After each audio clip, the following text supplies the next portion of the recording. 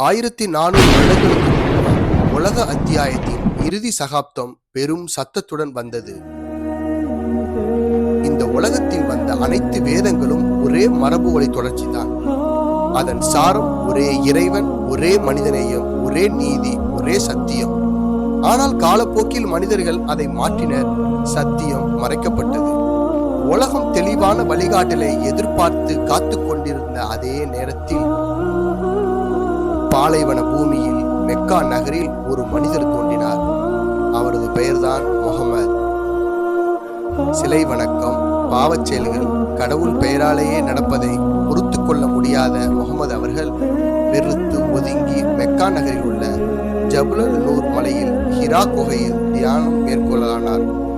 பல நாட்கள் இறைவனிடம் தீர்வை தேடினார். அப்பொழுதுதான் அந்த அதிசயம் நடந்தது.